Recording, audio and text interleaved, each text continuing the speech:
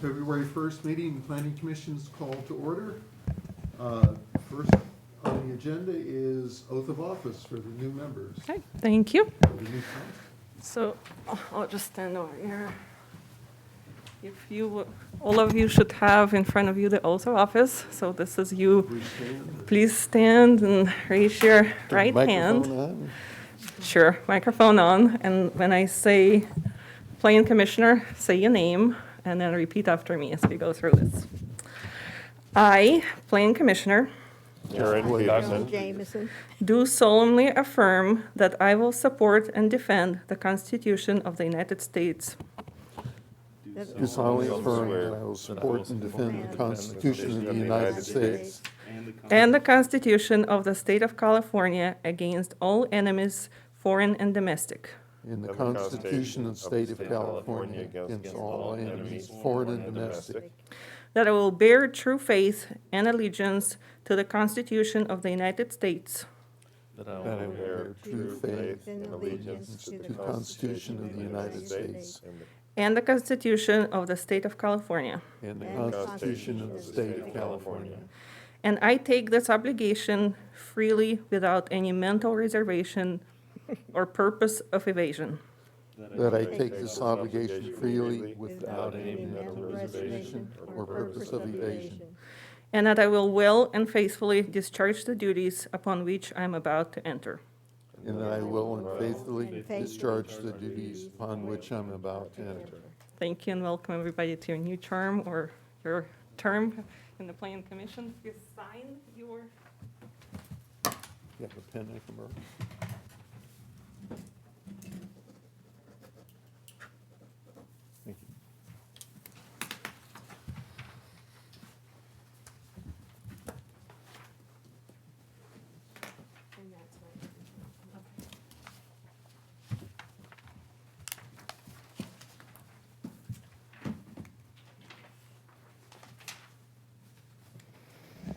Okay, So roll call I'll first. take a roll call. Scott Gold, I'm here. Johnny Jameson, Here. Aaron Peterson, Here. Justin Rodriguez, Present. Jack Williams, Here. all present.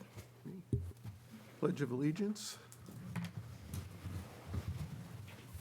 Aaron or Scott, would you like to lead us, please? Sure. Place your right hand over your heart. Repeat with me. I pledge allegiance to the flag of the United States of America and to the republic for which it stands, one nation, under God, indivisible, with liberty and justice for all.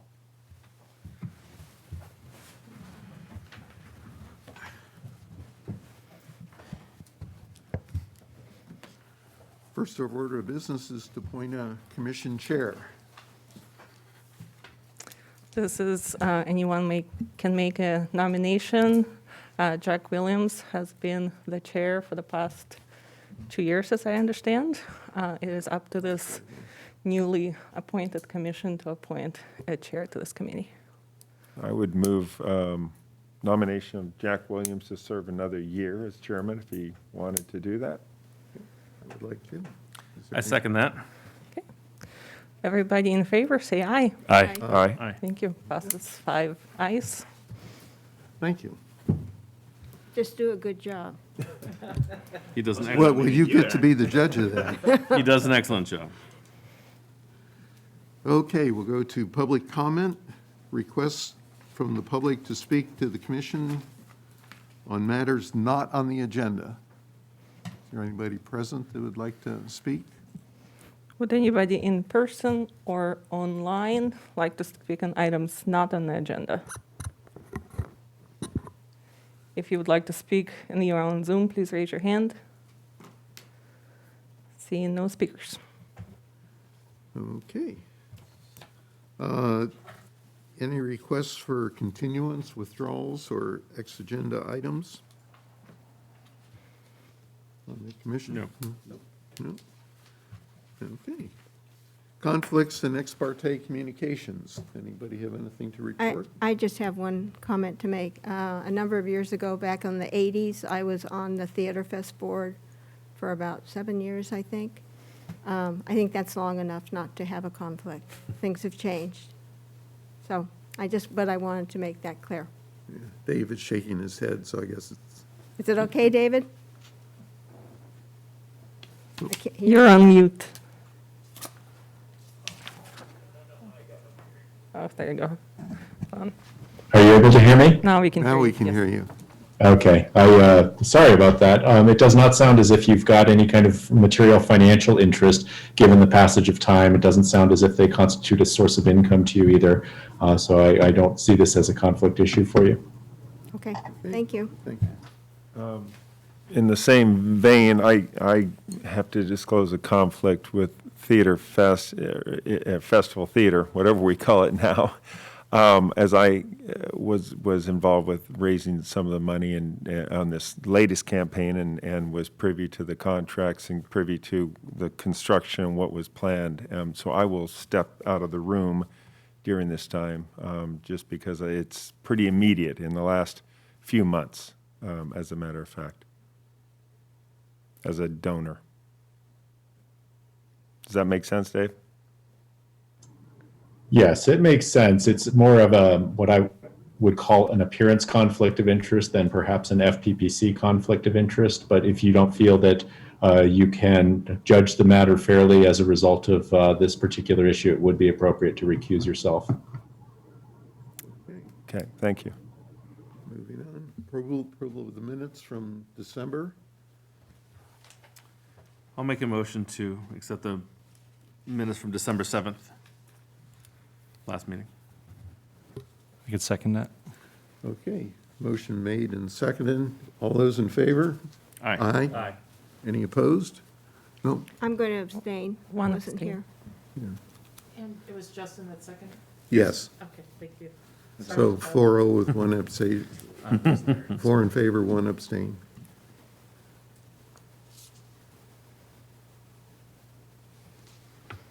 Okay, on to the item 2A, public hearing. Can we hear from staff? And you're going to recuse yourself? At this point, yeah. I'll recuse myself. Can I ask the city attorney, can I sit in the room, or is it better just to listen, or should I leave the room? If this were a situation where you had a financial conflict of interest, the FPPC regulations would require you to leave the room. However, the issue that you raised is, it doesn't sound as if it's an FPPC style conflict of interest under the Political Reform Act. So your lack of participation is fine. You could stay in the room in that case. Thank you. Good evening. Give me just 1 second, there's a conflict of sound.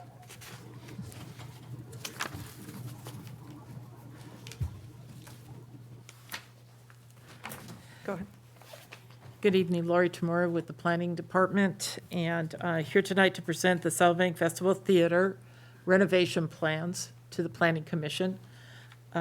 This application was submitted on December 12th. It involves a substantial amount of work in the seating area. It includes new lighting poles for the stage lighting, remodel of the ticket booth, new sound and lighting booth, new stairways and ADA access, and new and higher sound wall. So we'll go through a couple of slides just so you can see the magnitude of the work that's being done. And if you could change to the next slide. This application is focused solely on the seating area and the improvements around the half circle that you see there. So the next slide. This is the inside seating area. Basically, you're facing the side of the theater towards the alleyway. And the biggest improvement in this area is raising the sound wall around the perimeter of the half circle, about 5 more feet, and also having this deflector element on there so that the sound is more directed inward and you don't have noise leaving the staging area out into the community. But the other part of it is the wall is designed so that, and the deflector is designed so that noise outside the area, maybe a local venue having music or whatever, is not competing with the actual shows. So it's a kind of a good neighbor policy here to direct the sound in the right direction. Next slide. This is the other side of the half circle. You'll see that there is now this area where the ticket booth is still the higher tower. That used to have in the upper story the sound and lighting equipment. They've far outgrown that by size of equipment as well as just the accommodations in that space. And so that will be subsequently moved to a new sound and lighting building, which is over to the right of this screen.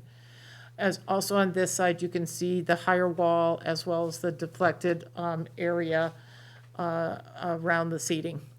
This will also have an added feature of being a wind block during some seasons. Go ahead. This is the illustration of the new sound building that will be in the center stage now rather than off to the side, have better control of the sound, lighting, and all of the other features for the actual show. It also creates an interesting change to the whole access to the seating area, because right now the stairwells all come in and meet in the center, and then you go into the center stage. Now there'll be two alternate stairwells, but going in opposite directions, so that the people coming into the theater or exiting will not be coming into the same access point. There'll be new access points to get into the seating area. This building also, as you can see, is kind of a flat surface there, will allow the opportunity for signage, posting art, posting other things that are happening for the different seasons, and will allow for a good area to display different information for the different shows. This actual feature also illustrates the new poles that will be going in. These poles are quite substantial.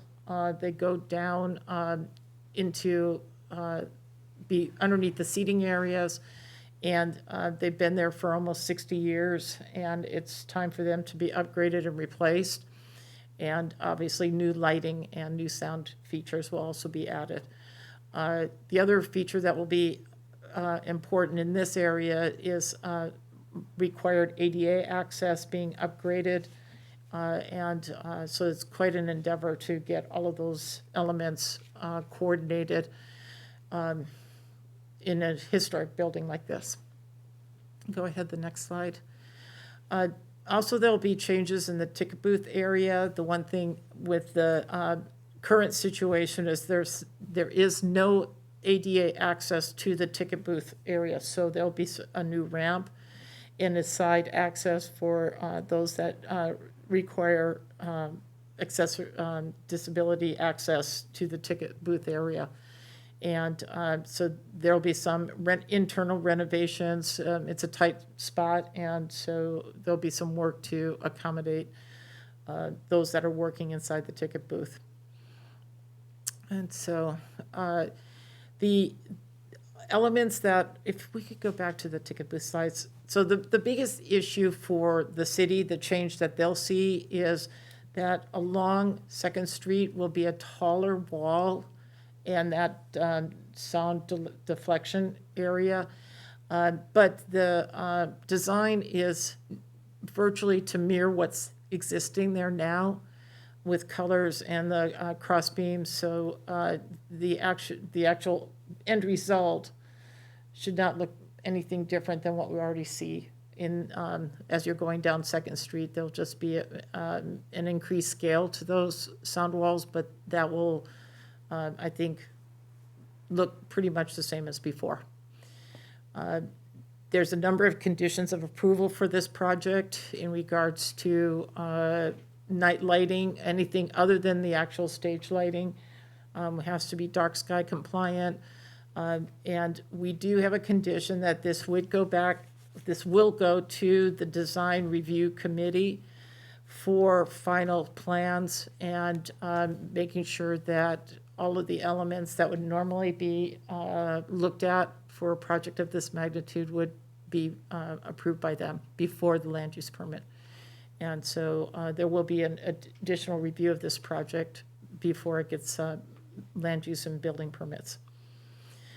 This project is consistent with all of the previous approvals. It is noted in the staff report that this was approved originally under the County of Santa Barbara and did not have parking required for it.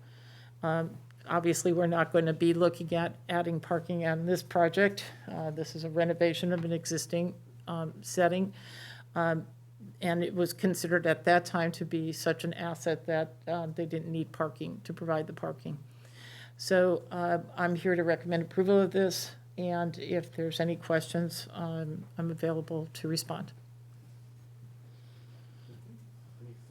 No, I just have a comment. I think the parking issue was addressed by the 2 city parking lots that are nearby.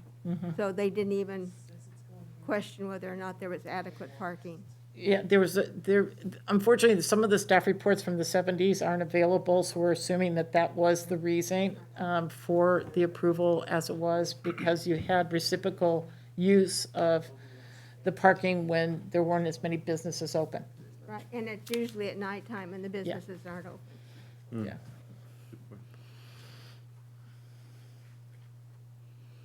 Anything else? I have a question. There's no page numbers, but the section, this one section, that the project will not be detrimental to the health, safety, comfort, item 3 on, page 8. The question I have is there some residential uses to the south that would be affected by the project proposal? But there's nothing in the staff report that talks about what that effect is, and is it a problem, and something we need to be concerned about? Yeah, we looked at that, and because this is not changing the scale or character of the existing operation, we left it as a net neutral impact to the surrounding area. Actually would be a net benefit with the higher walls and the higher, newer lighting systems that are more directly focused in the area. So you're right, there probably wasn't more fuller discussion about those net benefits to the surrounding community, but that would be the case, is that they're not increasing the scale of the uses for the theater. Okay. So those effects on the residential area had been addressed in previous, Correct. okay. So that's what you were saying, just to make sure. One other thing on the, what is this, page 4 of the conditions for approval. Item C9. Yes. It says payment of necessary fees as follows. And it says all applicable processing review fees. Shouldn't we spell out what they are in there? I mean, that kind of leaves it open. You can add anything in at any time. In this case, we're not applying any of the developer fees that you'd normally see with a project. This is primarily focused on planning, the land use permits and the building permit fees. And until we have an actual project, the final plan check amounts, we don't have a number. But if you'd like us to make it clearer that this is for the planning and building permit processing fees, Yeah, we you can don't make that necessarily clear. have to put in what the amount is, but which ones Sure. apply. Okay.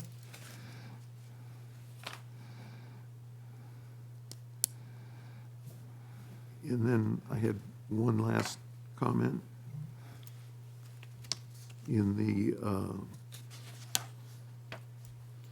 resolution of the Planning Commission. It talks about CEQA, the third item. It seems like that and item 2 under the following one are redundant. They're saying the same thing. Why are they in there twice?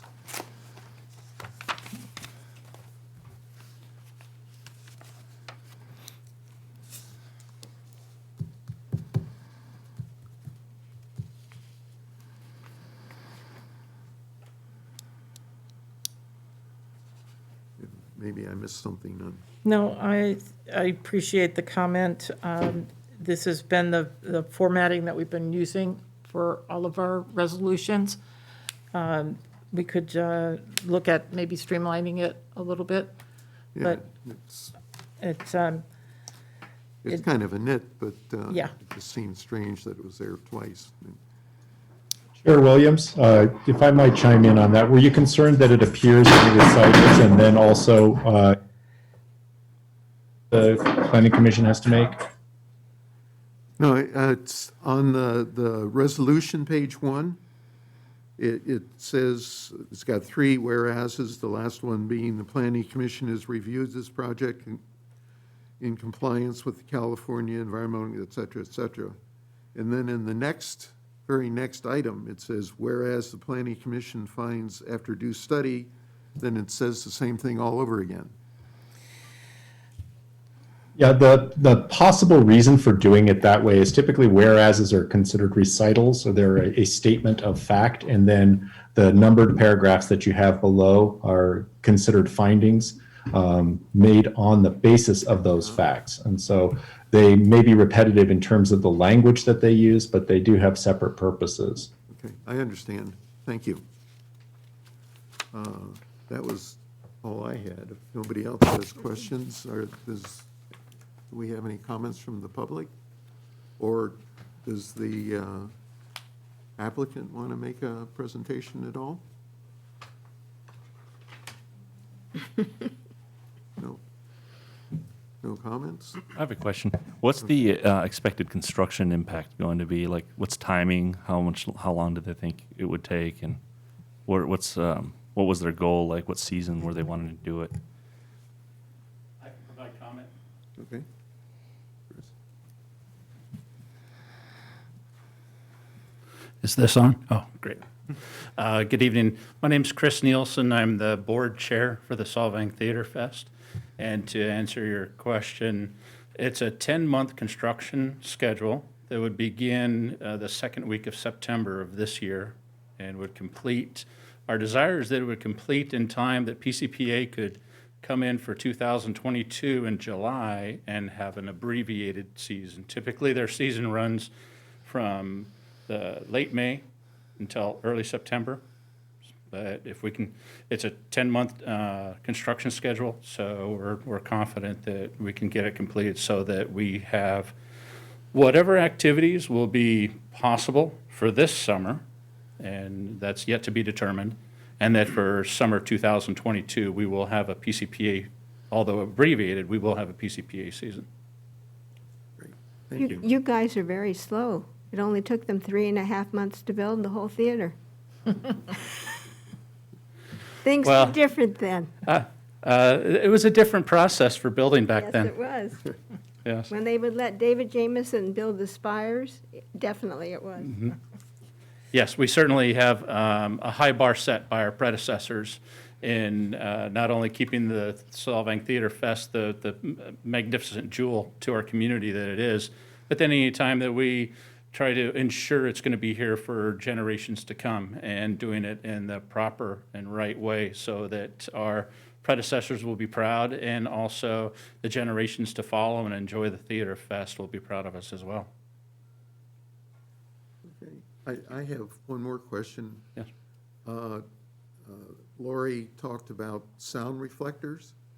Is that going to create echoes in there, or is it actually sound absorbing material that's going to be on there? That's a great question. And in fact, yes, the design of the new wall, not only is it higher to mitigate the encroachment of outside sound, But then the interior side of that wall is treated with sound material so that it will clean the sound. We're going to, this renovation will provide some significant enhancements to the theater, not only for the audience, but for the performers as well. One of them is that the sound will be enhanced, not only because the new wall is sound absorbing, but then also the sound control booth has now moved more center audience area, whereas before it used to be in that ticket tower off center. So it was more difficult for the sound technicians during performances to ensure the audience, what the audience heard was in the best manner possible. So not only the keeping outside noise out, better keeping the inside noise in, but it will be a cleaner sound also for audience benefit. Great. I look forward to it. Absolutely. Awesome. Will those higher walls also help keep the temperature a little bit warmer in there? Yes, and in fact, you may have noticed that the very top part of the walls, and I get to talk about this, but we've had some phenomenal assistance by talented people such as Manisha Adani from 196. She's the lead architect, and then also our project manager, Chris Yurkidis, is part of that team. Early on, this is going back a couple of years ago when we were first researching how we could go about the essential need of replacing those lighting poles, which are just utility poles that have an end life. I'm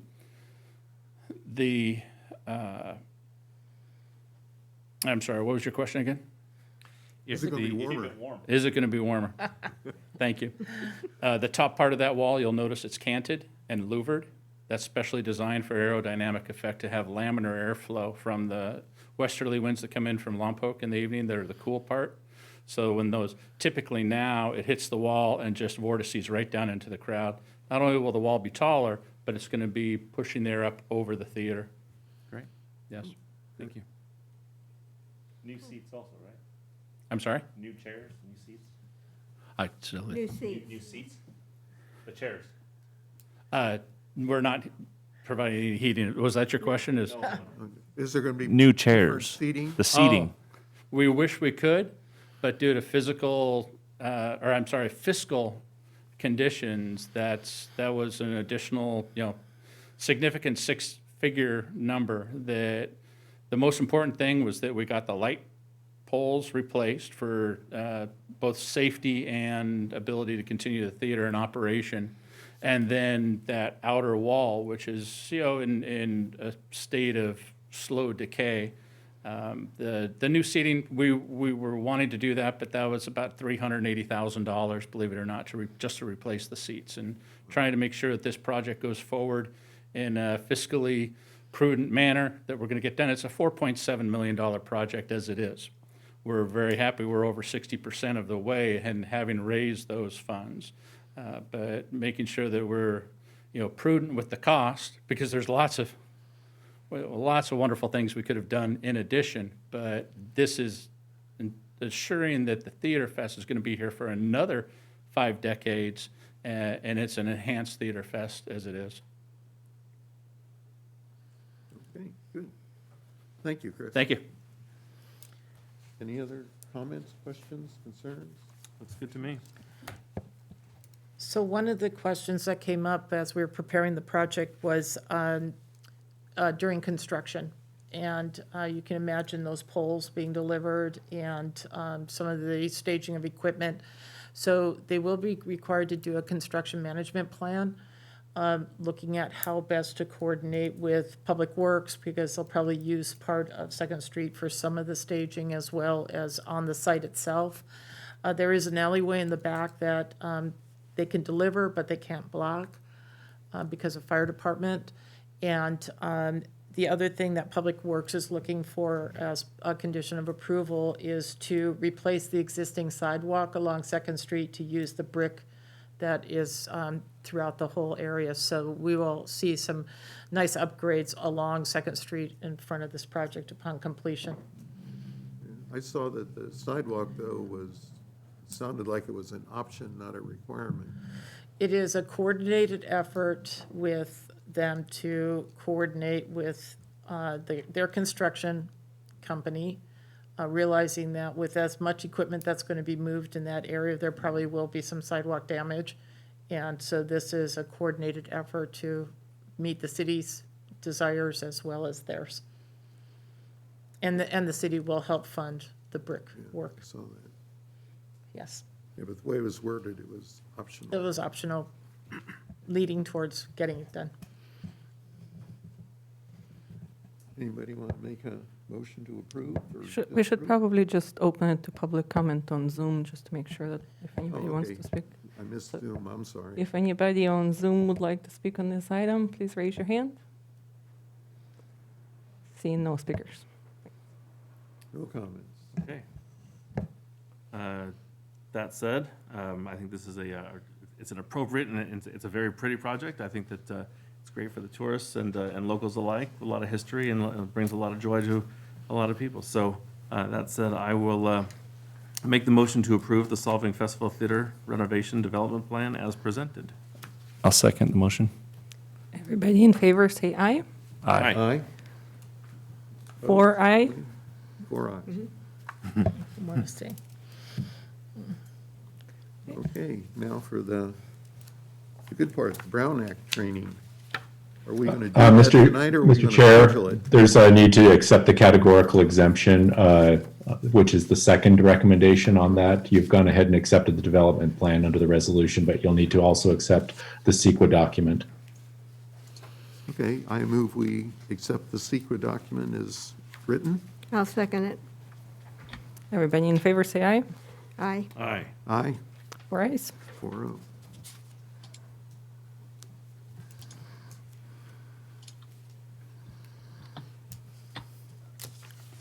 Okay, moving on, Brown Act training. Thank you, Mr. Chair. Anything Members for of the us? board, before I get started, I did want to introduce you to Chelsea O'Sullivan, who's another lawyer in my office. Chelsea comes to us with great credentials from a firm in Washington, D.C., and she will be joining me in the San Luis Obispo office. You'll be seeing her face in the short term in staffing the Planning Commission meetings and potentially the DRC meetings when that body gets up and running. To preserve my ability to represent the council on items that might be appealed to the city council from those bodies. So Chelsea, thanks for joining us. I'll be presenting the Brown Act briefing this evening. A number of you have been through this briefing before. I have a few new things to add for you. I'll try to make it interesting, a little bit humorous at points, but if you have questions along the way, please feel free to jump in. There's a little bit of a lag because of Zoom, so I will try to wait at the points where I ask for questions, but if you want to go ahead and jump in, I'm happy to answer questions along the way. So I'm going to go ahead and try to share my screen here and see if this works. Are you able to see the first slide there? Yes. Okay, great. So I have called this Brown Act compliance for local government officials. In the past, I have also added in items regarding conflicts of interest under the Political Reform Act and Government Code Section 1090. In the interest of time, I've taken those provisions out, but I'm happy to answer questions for any of the individual board members who may have questions going forward regarding those issues. Those tend to be a little bit more complex and fact-specific, and while you should be aware of them, it's better to just get some advice from the city attorney's office when you do have questions about those. So we'll just be going through the Brown Act. And the Brown Act, just fundamentally, this is the language at the beginning of the Brown Act that says the people of the state do not yield their sovereignty to the agencies which serve them. So the understanding of the Brown Act is that the people have delegated the responsibility for governance to their public servants, and the people retain the right to know what is going on in those bodies, and that's to remain informed so that they can retain control over the governmental bodies that they have created. That is the beginning of the Brown Act. That's probably the easiest part to understand of the Brown Act. The rest of it can be a little bit more complex and a little bit more subtle. But the two basic concepts I'd like you to take away from this, from the Brown Act, is that the people's business should be conducted openly whenever possible. And the other idea is that several minds are better than one. So what's involved in being a public official, first of all?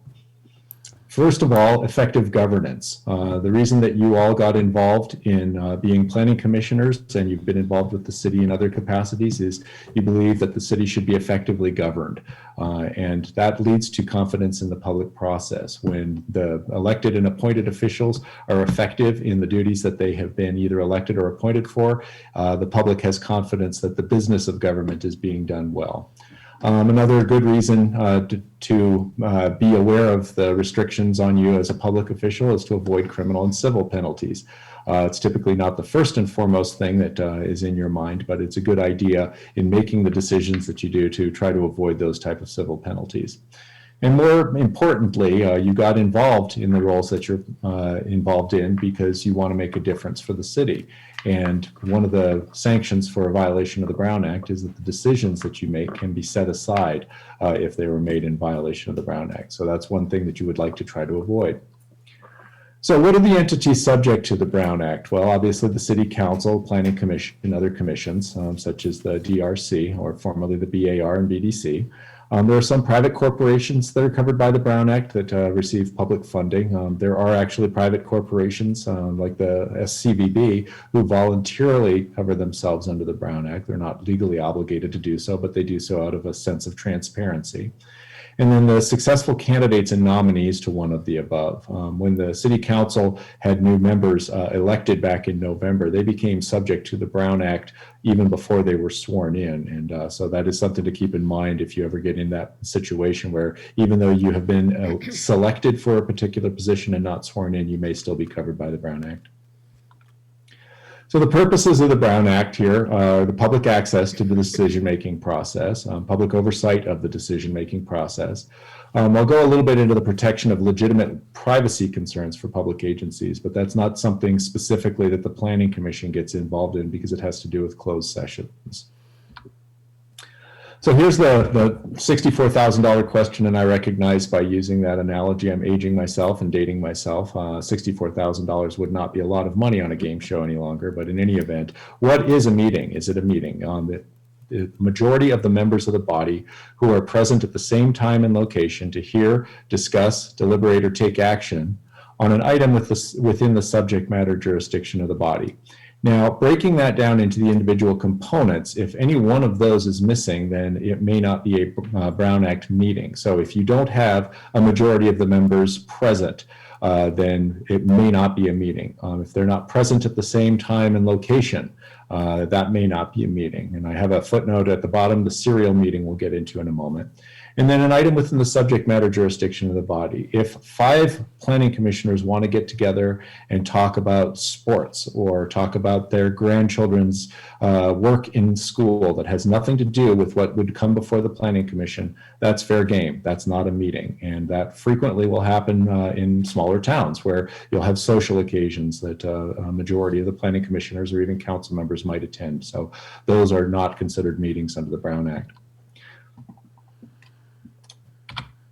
So the serial meeting concept that I'd like you to take away, this is consecutive or serial communications, each of which involves less than a quorum.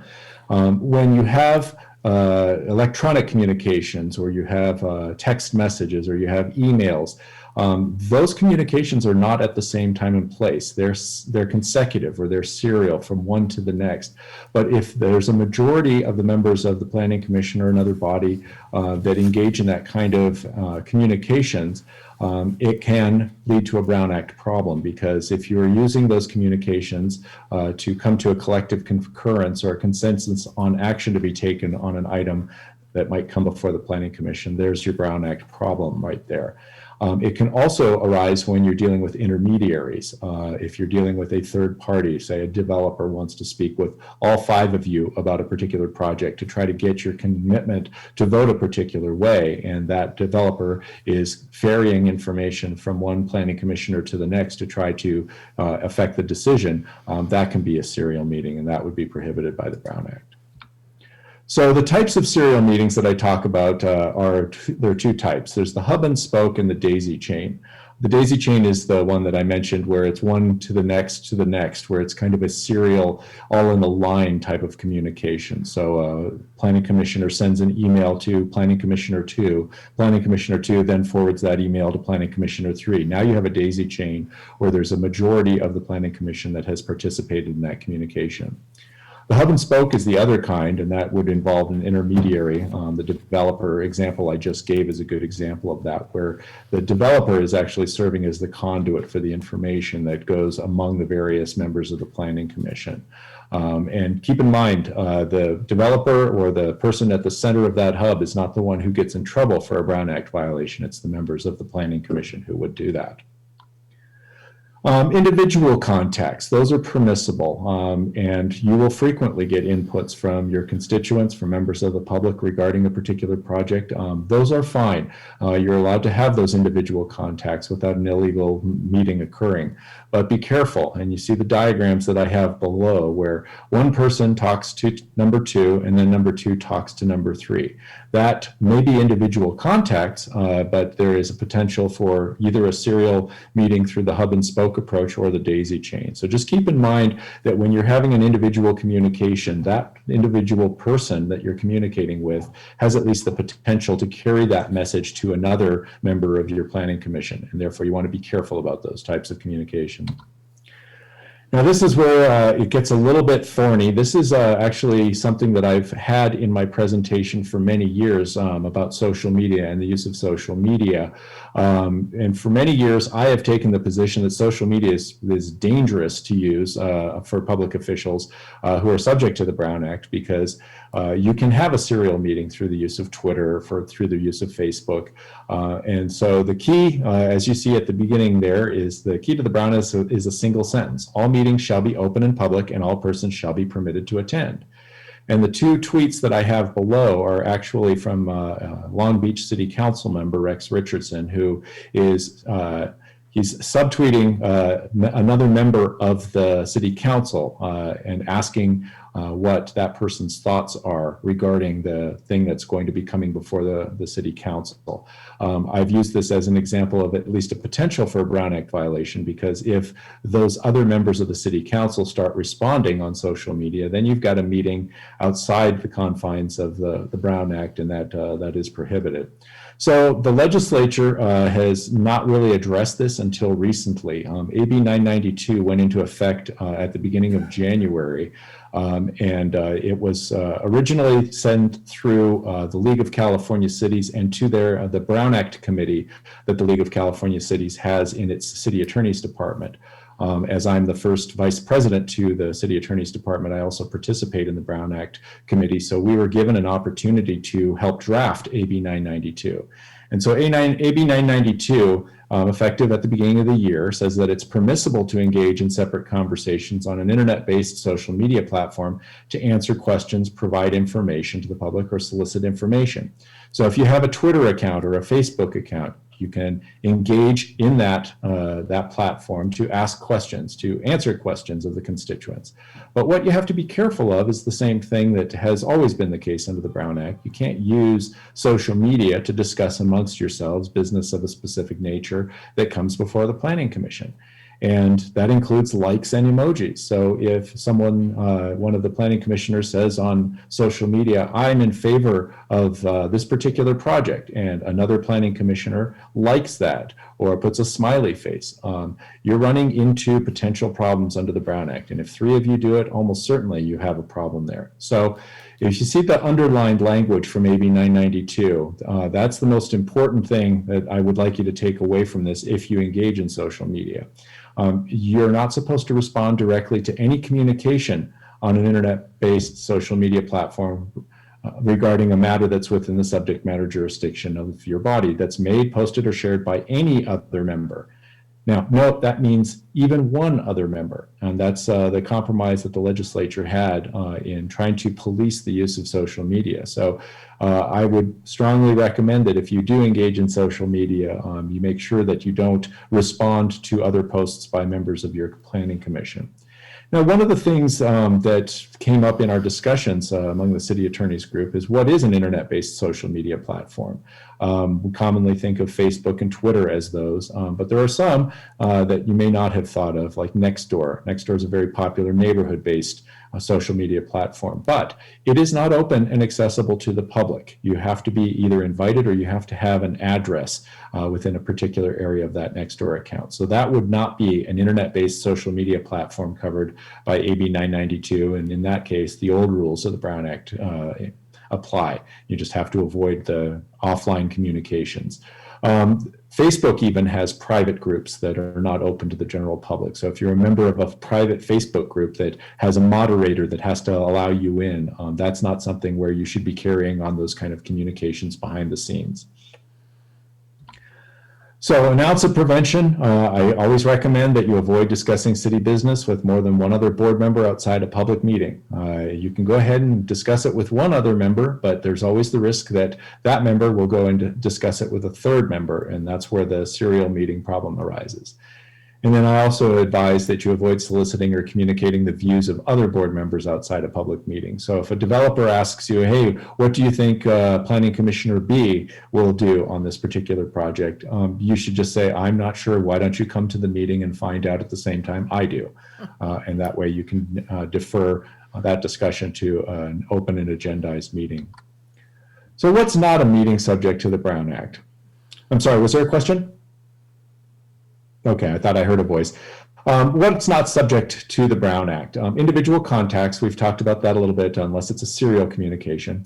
Conferences like the League of California Cities Planners Institute. All members of the Planning Commission can go and attend a conference like that held by another entity, provided you don't participate and discuss matters within your subject matter jurisdiction between yourselves at the conference. Community meetings like Neighborhood Watch, that's another opportunity, so long as you stay away from discussing amongst yourself items that could come before the Planning Commission. Another body of the agency. I notice we have at least 2 council members on right now. That's perfectly permissible. And in fact, we could have all 5 attending as long as, again, they don't discuss amongst themselves items within their subject matter jurisdiction. And finally, social or ceremonial events like weddings, funerals, those are permissible to participate in with the same restrictions. So the meeting agendas, you all got an agenda packet. The agenda itself only is required to contain the time, place, and a brief general description of the business to be discussed. It does not, contrary to some people's belief that the Brown Act requires, it does not require a listing of the potential actions to be taken. That is something that is left to the local agency to determine the scope of what is going to be decided. As long as the agenda has a description of what's going to be discussed, then that is compliant with the Brown Act. There are different agenda timing requirements for different kinds of meetings. You have 72 hours in advance of a regular meeting and 24 hours in advance of a special meeting. Planning Commission would not have an opportunity under most circumstances to have what's known as an emergency meeting, but the emergency meeting can be held by the City Council on as little as 1 hour notice to the media and to the public in cases of true emergencies.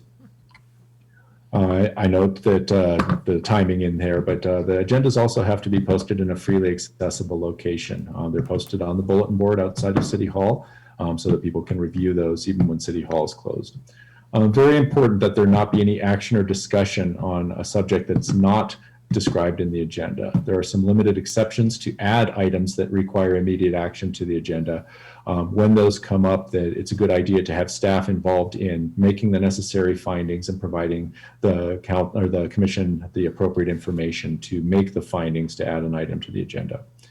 And then this is a more recent provision to the Brown Act. It's probably 4 or 5 years old at this point, but the materials provided to the body within 72 hours before the meeting must be made available to the public at the same time as they're made available to the commissioners, and then it must be posted on the website if the city has one, and in this case it does. The public participation, all familiar with public comment. The members of the public must be given an opportunity to address the Planning Commission on any item within subject matter jurisdiction, whether it's on the agenda or not. That's true at the regular meetings. Special meetings, you can limit the comment to the items on the agenda. If you have a member of the public, however, that wants to talk about something that is not within the Planning Commission's jurisdiction, that is not required under the Brown Act, but frequently it's just easier to allow the person to have their 3 minutes and move on. And that's where we get to kind of the humorous part of the Brown Act. These are actual public comments that are available on YouTube. I've pared it down. This is only a minute, but this will give you an idea that there are some things that are within subject matter jurisdiction of city councils and planning commissions, and then there are things that are outside that jurisdiction. But when you see the people raising these issues, it's sometimes just easier to let them go ahead and finish their comments rather than trying to stop them and tell them that they're outside the subject matter jurisdiction of the body. So let's see if this will play here.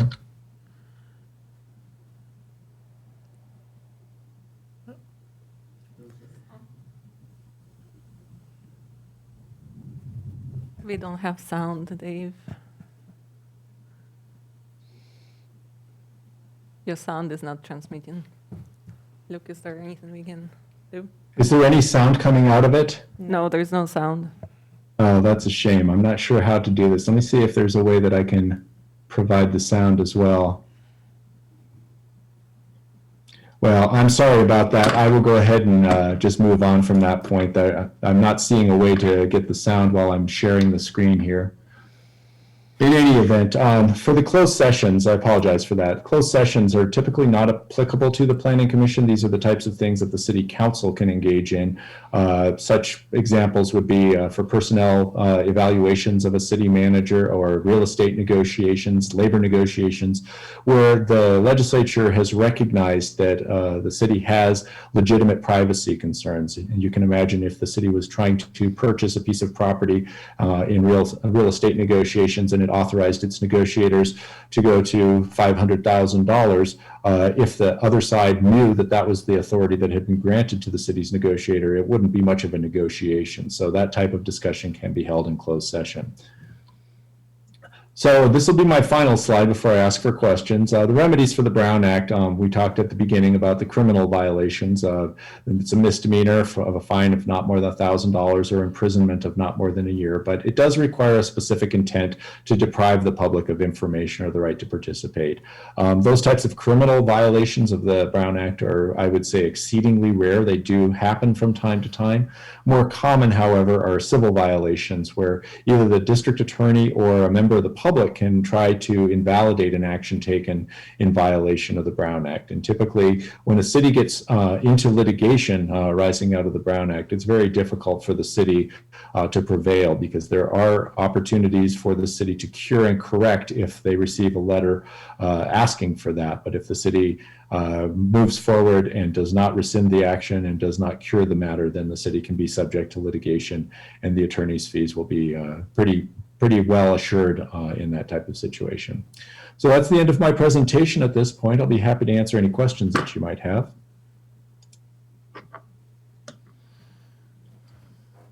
I have one question, Dave. On the hub and spoke meeting, if a developer or whoever talks to me, how am I to know if he's talked to other people or not? Well, if you trust how the do you developer handle to that? tell you the truth, you ask the developer, have you spoken with any other members of the Planning Commission about this? Because if you've spoken with more than one, I really don't want to talk to you about this. In a lot of instances, that communication, you might not get the information that you're hoping to get, and the developer may defer the question, try to deflect it, and you may not get the answer that you're looking for. But you certainly can be in a listening mode as opposed to a discussion mode in those situations. And in development projects, sometimes the developer will try to present information outside the public hearing process that might affect your decision.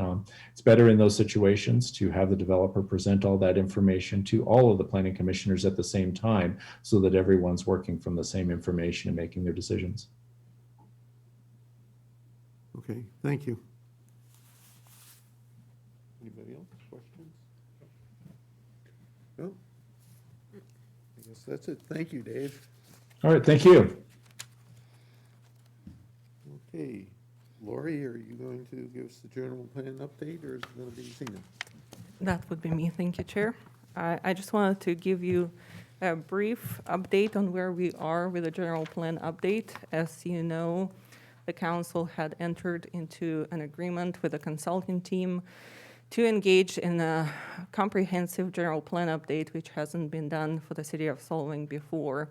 Over the last 33 years, the different elements were updated in part at different times. This would be the first comprehensive general plan update.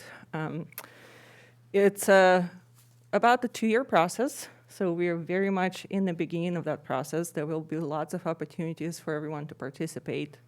At this point, a website has been created for the general plan update itself. It's a dedicated website where all of the communications, questions, documents will be posted, so it's very easy for the community to keep track of this process over the next 2 years. I have handed out to you the first newsletter that has gone out. And these newsletters will be provided throughout the process to the public through utility billing, as well as through email e-blasts that go out to any business email we have, utility billing folks who signed up for email communications, as well as anyone that signs up on this website. The website is www.plansolvang.com. We try to keep it simple. It has an interactive feature there to make comments for people, if anybody would like to make any kind of comment, and also has the feature to sign up for email notifications. So I would advise anyone interested in keeping track of this process, that's the best way to go and sign up for those communications to ensure that you will be brought along the way. At this point, we are in the very beginning, as I said. There will be the first, what you would call a kickoff meeting, taking place this Saturday, which is a study session with the City Council. And that's really the very first workshop that will be provided to our community. And the purpose of the workshop is really to describe what the general plan is, let people know why they should be interested in the general plan and participate in, provide them with an overview of all the opportunities for them to participate throughout this next 2 years, or rather probably the first year will be the most intense for the public participation, and to receive some initial comments from the public through some interactive polling tools and public comment. So this is the very first kickoff to let the community know. We've been sending out these newsletters and flyers to the public. There is a branding to this website and all the communications that go out so that all of the materials that are associated with the general plan will look the same. And of course, one of the elements that will be updated, that I'm sure will be very much important to this commission, as well as the DRC committee, Design and Review Committee, and the City Council, will be the design guidelines for the City of Solvang. And the City of Solvang design guidelines as an element for the general plan have not been updated since 1988. So that was just 3 years from the time the city incorporated. I have a question. What time is the meeting on Saturday? It's at, thank you for that question. So the meeting on Saturday is at 10 a.m. It is going to be a virtual meeting for the public, since we actually are seeing, according to the consultants, more people signing up on this website for communications than they normally see in communities of our size. So that's good. We have an engaged community here, so we are anticipating that there will definitely be more than 10 people wanting to participate in this exercise, and unfortunately, due to COVID-19 right now, that's the restriction. But going forward, this will be a virtual first workshop to just kick it off, get some original or initial feedback from the community. And then going forward, there will be opportunities for ongoing survey type of tools. There will be, when we can, given COVID, have some pop-up events where just at different times during different in different places where we have, larger gatherings. It could be the farmers market or another place where we can reach the audiences. They would set up a tent and just literally have communications with the public in person. And then there will be, along the way, during different milestones, additional workshops for the public. So lots of ways to communicate. We definitely encourage everybody to engage in this process. This is the first time that the city is engaging in this comprehensive update, so we're very much looking forward to the next year and this communication. And the link to the meeting on Saturday will be on plansolvang.com, or where do you find it? No, so the agenda will be posted a little bit later today, and it will be in a format of a formal city council meeting as a study session, so there will be no decisions for the city council to make. However, it will be a Brown Act formal meeting that will be at the same link as we are using today. The council will have the possibility to be here in person, and we will receive all the comment by Zoom. Just a comment. It's the nature of the beast with social media being out there in the Ethernet, and it just goes forever. In other words, a business can be yelped by someone in New York City, and there's no way to know if that person is from New York City or is absolutely a neighbor. And so, just a word of caution. I assume when we say community, it's not just limited to City of Solvang residents, because it's impossible to do. As we would have a public meeting here, somebody would stand up and say, my name is Aaron Peterson, I live in the city of Solvang. Somebody else would stand up, my name is Joe Smith, I live in San Francisco. People would go, well, you have no interest in our general plan. Through the social media aspect of Zoom meetings, really difficult to control that. And I'm assuming that these folks, even though we're treading on brand new water, because these have never been done before, and I've been involved with Santa Barbara City ones now, Santa Barbara County ones, up here, of course, and in Ventura, it becomes really difficult to control and herd the folks together, to focus on taking input from folks that have a vested interest in those folks that just have nothing more better to do, perhaps, but they sit in Spokane, Washington, and want to chime in on whatever they want to chime in on Zoom meetings. I'm assuming that these folks are professionals and can kind of somehow get through that. I don't have any advice for them. I'm just a word of caution. It's this whole design review committee, which we're opening to membership to valley-wide kind of things. What does valley-wide mean? Los Alamos all the way to Carpinteria, or is it just the San Ynez Valley? Same thing, even more so when it comes to public comments when you're not present.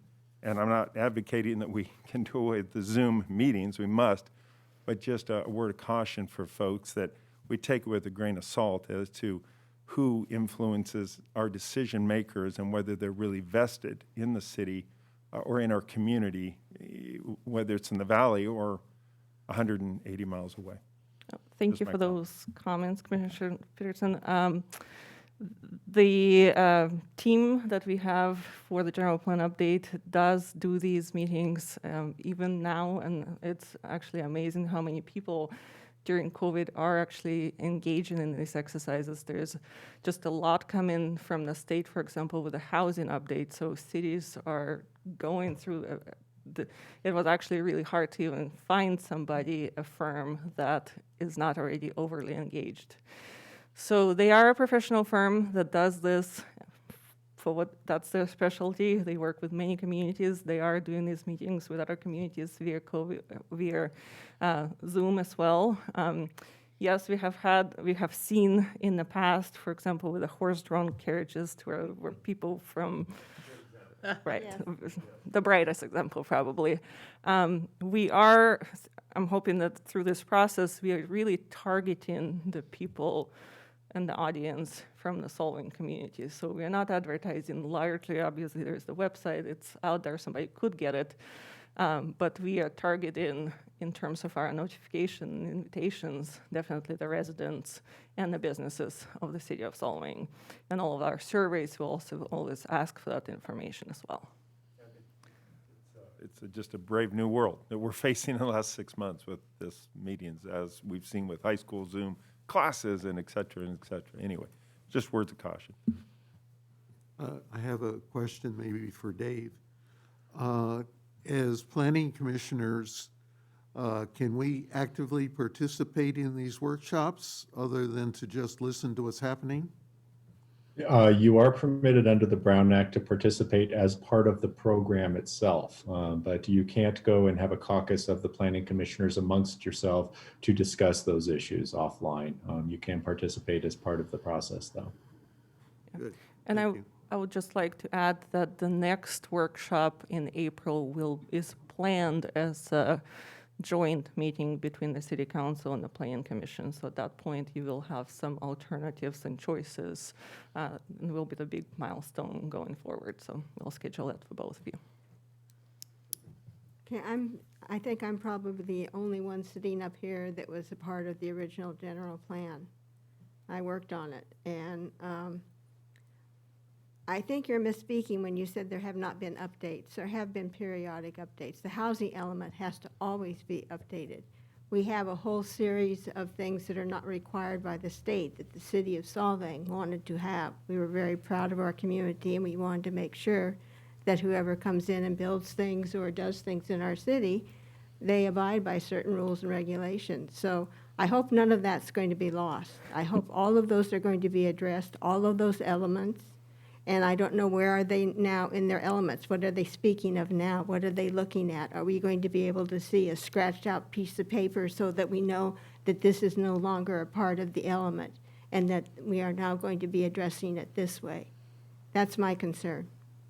Yes, there's definitely going to be lots of documentation as we go along. We have very much good documentation of the project. Everything is going very well in terms of documentation, the project management with this team so far. Just to make it very clear about your comment of elements having been updated, I'm definitely not saying that the general plan has not been updated at all. It just hasn't been updated all at the same time for all the elements comprehensively. Yes, housing element was updated much more recently. I want to say 2015, if my memory doesn't fail. Or you have to do it every 10 years, I think, the housing element at least. Right. Isn't that right, Lori? Yeah. Yes. So yes, there's definitely been updates. It just hasn't been comprehensive. The design element is the one that hasn't been updated for the longest time. And there's the design element in the general plan and also the design guidelines for the BAR. I believe the design guidelines for the BAR were more recently approved, but not the element itself. Okay. And so we are updating all of these elements comprehensively and also add in a new element, which is the economic development element to this general plan. Do you ever see, oops, Oh, I'm sorry, go ahead. no, you go ahead. I was going to say that since the consultant team has been brought on board, there's basically been an information download of all of those previous documents and all of the information that the planning department, public works, building department, we've gone down probably 40, 50 items that the consultant team is reviewing, so that they're not just starting from scratch, they're building on history, but again, applying new laws, new requirements, and coming forth with an updated, all of the 7 elements plus the couple of new elements that are being proposed. And one other thing, for doing the updates, one of the discussions is the housing element, and we have what's called the regional housing needs numbers are coming out. At the city council meeting on February 8th, we'll have representatives from Santa Barbara County Association of Governments providing an update to the city council on how the new housing numbers will be allocated to all of the cities in the county. And those numbers that will be assigned to Solvang will be incorporated into the land use plan and the housing element.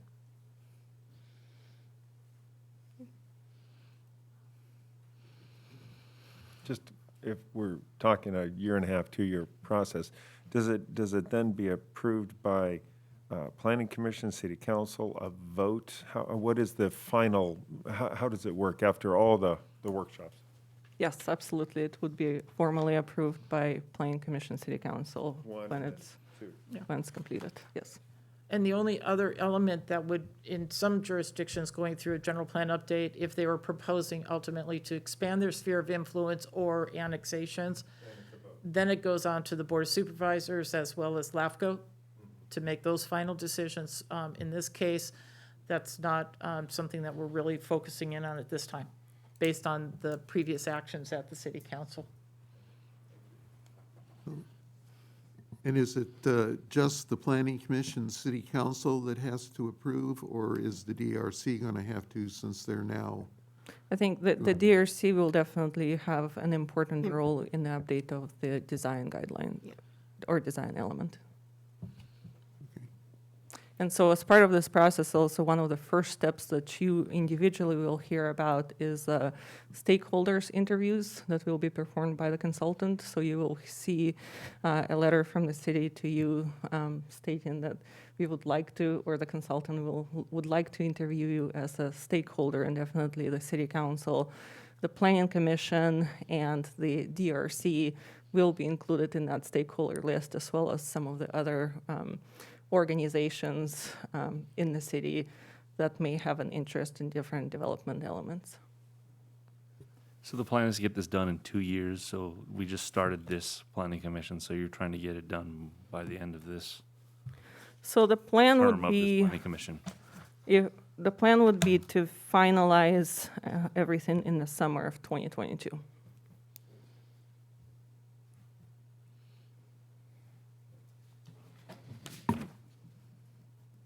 Thank you. Thank you.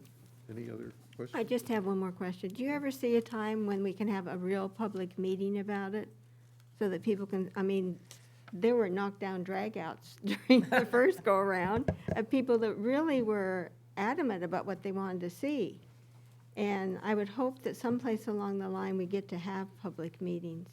Yes, that's definitely the hope. Hopefully, by the time we get to potentially even the joint meeting, that's the next meeting right now planned in April for City Council and the Planning Commission. Hopefully that can be in person and we can set something up at the Veterans Hall and, accommodate a large audience. So we keep our fingers crossed that we'll be moving in a better direction with COVID-19.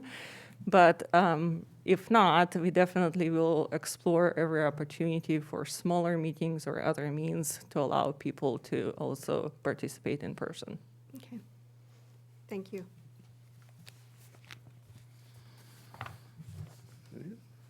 Okay, moving on to item C, the planning commission calendar. This calendar was brought forth before you in the December meeting, and just wanted to bring this again because we have a new member so that you can see the timeline for not only noticing, but for the newspaper, but the 300-foot radius, but also based on some direction from the city council about getting staff reports sooner. We're setting Wednesday before rather than Friday before as the time to get the planning commission staff reports and all the information posted and out to you. So that is now a new line item in this agenda, is giving you more time to get the materials and the public also to get the material. Good, that'll be very helpful. Okay. So the next item Is that is, something we need to take action on, or are you just it was informing us? yeah, it's information. Just a housekeeping matter, I was going to mention it later, but seeing as we're talking about agendas and things and getting them out, it would be, and I'm not being flippant about it, I'd rather not get my $99 a month and get the staff reports printed, where I could come by the office and get them. It's so difficult to print up like tonight's agenda and all of the colored things and all the plans and all the things. And, we used to, and I say used to, I've been on this for like 10 years or so, we just swing by and pick them up. If you want to print them at home, print them at home. But there would be a packet there that we'd come in on Wednesday. Because you used to get them. We used And to it was get- just so much, because I would print them and I'd miss some pages, and then you'd be looking at one and I'd be looking at one, and the page, did you not miss? I missed that page. I didn't correlate. Everybody has the exact same packet, and I know it costs the city money. Knock our pay down a bit and print them. That would be my ask as a housekeeping Okay. thing. It's just to make us consistent. I know we've had discussions in the past where, wait, which one are you looking at? I'm looking at, and turn the page, it's on that page. I copied it on this, but I didn't copy it on that backside kind of thing. And maybe you folks are better at it than I am, but it's just tough. No, in fact, I will second his request. I was actually going to bring the same thing up under Planning Commission comments. Me too. Especially the drawings, they're impossible to read. They're too I mean, little. I've got a 13-inch screen, and I had to blow it up by a factor of 4, and so I could read out of focus words, but then have to scroll back and forth all over the screen trying to find what it was referring to. Well, when it comes to plans, isn't it up to the applicant to provide those? I have to do that when I do county. I have to provide 5 packets, complete packets for my projects. That can be passed on to that. So I think that's what we need to require, that's just part of doing business. Absolutely. And not just little sheets like this, like he's talking about. Oh, gosh, what is this? They need to be plot plans. They need to be real plans. That's just my opinion. And the agenda, like I asked earlier when we first started. We can definitely print the agenda, and we can require the larger submittals of the plans. Why did we stop printing them out? What was the purpose? When I started as working here, the first couple of planning commission meetings, that's how it was set up. And so I just assumed that's the way the meetings were operating. And so I just continued to send them out email. Well, this is- and last year, we really didn't have that many meetings either, where we're going to gear up with this general plan and things too, and more projects, perhaps, as you guys speak on those other projects coming up. And the other part I was just going to say, the other part that we're transitioning into is electronic filing of plans. And so, we can definitely, as it's going to the planning commission, have those plan sets printed out, provided to you, so you have that material. But we've been trying to ask for less and less copies of documents and get them electronically instead. So I'd be this is the happy to transition. Give back my copy of it after the meeting. Exactly. That's what we usually do, so they can use it if they need it for further. Okay. I think Mark wants to Filings. say something. on Yes, TV. we have Councilmember Infante online wanting to make public comment. Please go ahead. Thank you very much. I would like to suggest that the agenda for the Planning Commission be created the same way the agenda for the City Council is. And that means as you look at each element on the agenda, it has a page number.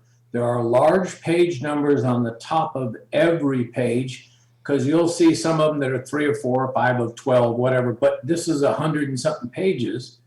So you can quickly go to the exact page and know that you're on the same page as one of your other commissioners.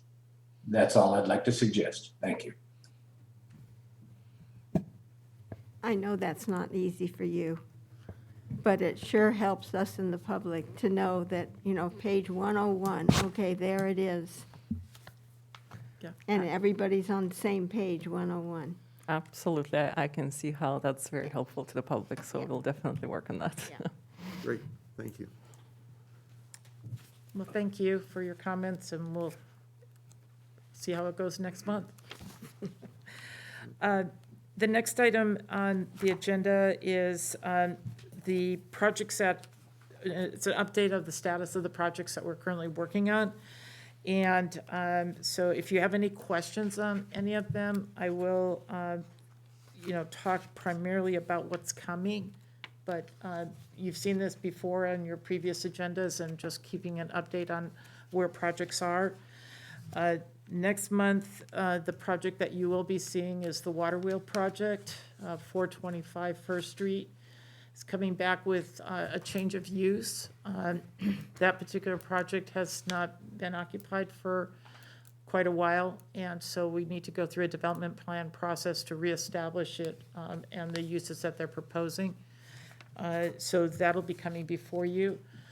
And then we are required on a regular basis or on an annual basis to update our housing documents and general plan and report to the state, and that'll be brought to you at the next meeting also. We did today receive the plans for the Mission Drive apartment project, the project, the Ed St. George project. So their submittal came in, and it is a big pile of plans on my desk, and a lot of related documents, and so we have 30 days to respond to it and determine how we're going to proceed with environmental review. So we will continue to move it through the process. So he's not going to do a hotel? If you, again, for some history, the project was submitted under SB 330, which is the Affordable Housing Act, which gives certain timeframes for how you can proceed with the project. And one of the timeframes is if they provide everything at the very beginning, technically the project's complete for processing. Then you go on to an actual formal development plan. That's the step they're in. They had to file their application within 180 days since we deemed the project complete for processing. And that was on February 2nd. So they got their application in today. What they're doing is they're protecting their rights for the SB 330 process. We will continue to process this application as any applicant we would do the same for, until they tell us that they want to do something else. They understand that the direction from previous city council was to go forward with a hotel project. They're protecting their rights for the housing application first, which the property is zoned for this already. And we do have a development plan, short form type of proposal for, that was submitted to the city about, I want to say, a month ago, with a potential discussion of doing a hotel project instead of this project. That is on an advanced calendar for the city council without a set date right now, but that would need to be addressed with city council. With respect to that, I thought that he was, at St. George, or his company was supposed to come back to us with some agreement or something that he wanted to have in place with the city. That's what I just mentioned, that we Was- have a that's what you proposal got. for an agreement that would need Okay. to be scheduled for city council consideration. And I'm assuming, I don't know any information more than you do, but because it's zoned DR 20 residential, anything that would be a change would have to go back to a TRC zone, which would therefore take some type of an agreement that we would be willing to rezone it so that a hotel could be built. Right, that's So- what he Yeah. said he Yeah. wanted. So that's where it's at, still protecting his rights to proceed if those negotiations fail, I'm assuming. Correct. Thank you. So would he be required to do a general plan amendment then, if he wants to change it? Okay, that might stop it. Exactly. So we're moving forward with that. There is a item that we're looking at for, does anybody have any other questions in regards to just the project updates? Okay. No, that was going to be my question. So the last item is in regards to Planning Commission projection report. The water wheel project, I'm targeting for next month. That project also will include a review of a parking waiver. So it's a little bit more complicated, and we'll be, discussing it next month. The general plan update report for 2020 that will be coming before you. That includes all of the housing units that have been approved and issued from last year, including accessory dwelling units, junior accessory dwelling units, as well as the projects that were already approved over the last year. So you'll get a summary of that at the next meeting. In April, we're looking at doing an interesting review of the Skip Mesa landscaping changes that are transitioning in Skip Mesa. And so what's happened is in a number of the projects where you have a front yard and then you have a side yard that's on a adjacent street or your corner lots, most of the units had 10 feet of landscaping in that area for their side yard. And we've had a number of requests of people to take their side yard fencing out to the sidewalk. What that does is it reduces landscaping, that would be part of the landscaping district, but it also changes somewhat the character of the area because you don't have landscaping on both sides, and also what kind of fencing would be put in there. So we're looking at how best to bring this forward to the Planning Commission and to the City Council, because it also affects the landscaping district that's being assessed for all of those landscape strips throughout the area. And also, there was an easement recorded for those landscape strips. So if you move your fence out to the sidewalk or very close to the sidewalk, what do you do with that easement that was tied to the city? So a number of issues that we need to ferret out before we just have everybody move out to the sidewalk on their side yards. And so that'll be coming before you with some information on how to make that transition seamless. Can you confirm, please, that there's an HOA in that neighborhood? No, There is There's not no an HOA in HOA. that No. neighborhood. I was going to ask if it had already gone through their No. approval process, but it doesn't need it. 'Cause there is no- Yes, Just- and in order to maintain those common landscaped areas, the city entered into a landscaping district. And so there is funds being collected, there is a contractor going out maintaining those areas. A lot of those areas have their own separate meter.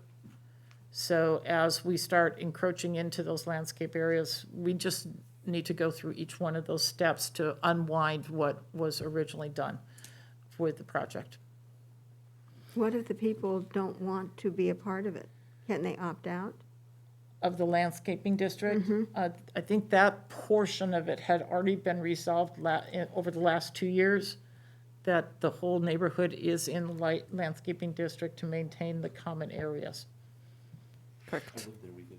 And commission members, I might just interject here at this point that this is for informational purposes, and we should probably try to avoid any substantive discussion of the issues until they come up before the Planning Commission to avoid a Brown Act issue. Good job. The last item is, last year we did update the capital improvement plan, but we may need to see that come back again, and so that's where it's parked on the April 5th agenda. And then also, as Zena mentioned, there was somewhere in April, there'll be an update on the general plan through a joint meeting with the city council.